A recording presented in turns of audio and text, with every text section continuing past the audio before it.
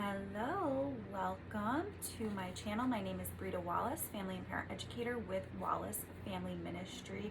If you've been here before, you will notice that I've made some changes to my settings. So let me know how you like it. I think that this might work better. And I think I'm going to go with it for the remainder of the study unless somebody says something else and gives me a pointer to change it. So there's going to be some housekeeping.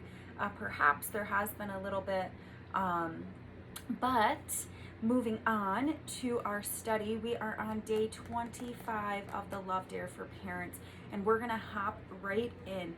Guys, we are on day 25. How amazing is that? So day 25 is love takes responsibility, okay? And we always start with a verse, which our verse today is Proverbs 28:13. And our verse says, "The one who conceals his sins will not prosper, but whoever confesses and renounces them will find mercy," okay? Most parents know how to teach their kids to apologize properly, right? That's pretty easy. To look their mothers or little brother in the eye and say, "I was wrong and I am sorry," and mean it, right? But it's also important for us as parents to live out this lecture whenever we are in the wrong, okay? That's really hard for some of us to do as parents, to say, hey, I was wrong and I'm sorry, and to reconcile the wrong that we made, right? And to make it right. So it's something that I teach in my ministry all the time, is that we have to learn to apologize to our kids too. They're going to model our behavior. Have you picked up on that cue yet? That a lot of parenting is modeling.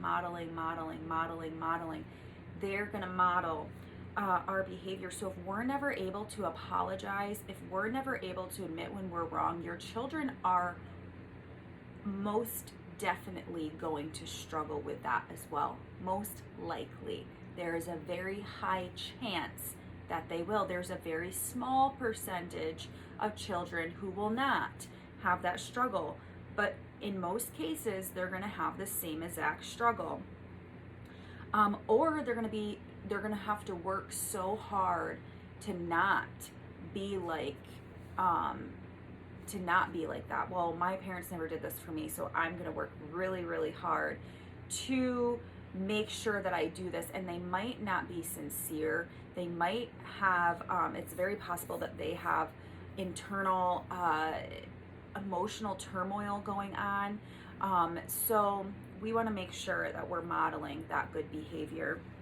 And I think that it's really important that we say sorry as parents. It's not an easy thing to do for a lot of us, but it's important that we do it. So one of the most powerful experiences that strengthens the bond of mutual honor between a parent and a child is when a mom or a dad steps up and says to their children, "No, I'm at fault here and need to apologize to you.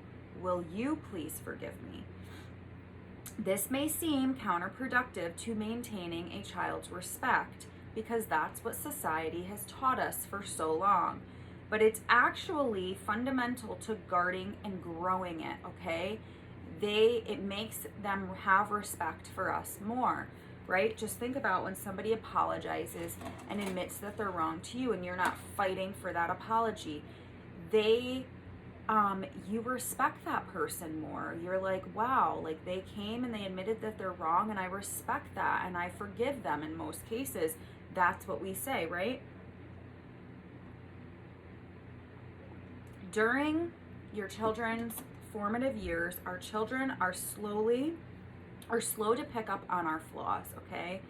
We daily define reality for them and usually paint ourselves in a positive light. We also become the go-to gurus for all of our children's problems when they're small, all right?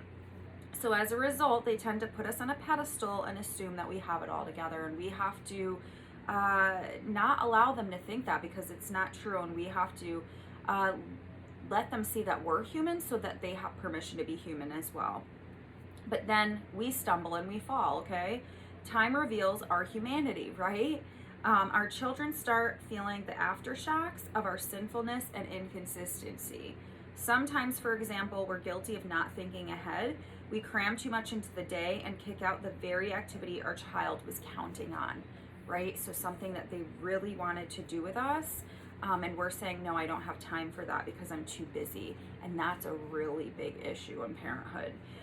Sometimes, we're just not careful. They wholeheartedly speak, but we're only half listening, and they know that. They pick up on that. They know that. They know when we're listening to them. They know when we're BSing them. Excuse my French, I guess, but it's true, and that's the perfect way to say it, I feel like. We're blowing smoke up their booty, right? Sometimes we're forgetful, or we're lazy, self-centered, or angry, ungrateful, and sinful. All right, so, but that's the love, that's when love reminds us that there are no perfect parents, okay? None of us are perfect. We're all gonna fall short. We're all sinful. We're all human, all right? We're just the prideful, self-righteous ones who live in denial, and humble, honest ones who take responsibility for their mistakes. So we need to humble ourselves and be honest, and we need to take responsibility for our own mistakes, right? Love soberly invites us to look our children in the eye and tell them the truth about our brokenness without some of the gory details. All right, so that's one of the points that I want you to get is love soberly. Well, number one is that we need to know that we need to apologize to our kids, okay? And number two is that we need to humble ourselves and be honest and take responsibility for our own mistakes, okay? And then the next one is love soberly invites us to look our children in the eye and tell them the truth about our brokenness without some of the gory details. All right, so why is this important? All right, because love, this is the next point that I want you to get, because love brings healing to hurts. Okay, that's really important. Love brings healing to hurts. It won't hide behind hypocritical masks. It is willingly accountable. It rejoices with the truth, 1 Corinthians 13:6, and treasures honesty as a trademark, okay? So all parents need to become aware that a list of their crimes is probably being compiled over time in the hearts of their children. Wrongs they perceive that you have done. Hurtful words, broken promises, angry outbursts, times when you have not practiced what you have preached, right? And the older your kids grow, the more this list can become detrimental to your parenting. The devil will use it to whisper accusations in their ears against you, okay? That is the next thing that I want you to get because that's so important. The devil will use it to whisper accusations in their ears against you. And each item can become a seed that helps them plant more anger towards you, okay? That is the next thing. Each item can become a seed that helps them plant more anger towards you, to push your heart away, to justify future rebellion. Love, however, keeps no record of wrongs. All right, 1 Corinthians 13:5. So you must help your child work through and eliminate this list, all right? But first, this is the next thing I want you to get. You must find out what is on it, right? You need to find out what's on that list. Simply go to them and ask, are you upset with me for any reason? Have I hurt you and never made it right? Have I ever made a promise and didn't keep it? Are there things you feel I've done wrong that we've never talked about or worked through? Then get ready to write. You must help your son or daughter deal with each issue through your humble confession or your honest clarification. As they share with you, some things may seem very petty, okay, or easily explainable, but take each thing seriously, all right? What seems petty to you or just easily explainable could be something that has caused emotional turmoil in them, that has caused bitterness and anger to build up in them against you, and you want to make sure that you're addressing that, right?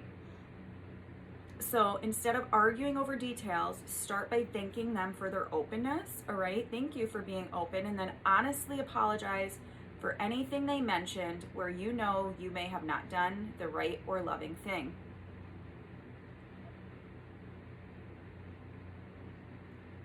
It takes only a few seconds to sincerely say, I am sorry, and to ask your children to forgive you. but it can retie your hearts together and transform your relationship with them for years to come. All right, confession is courageous. That is the next thing that I want you to get. Confession is courageous. It deals with issues head on. All right, so if parents don't learn to make the truth their best friends in these situations, then it will become their worst enemy. Okay, it will become their worst enemy. You will grow up to have kids that do not want to listen to you, that don't have respect for you, that don't value what you're saying or trying to teach them. We must help our children stay completely free from bitterness against us by taking responsibility for our part in wronging them. All right, and second, we should concrete our confessions.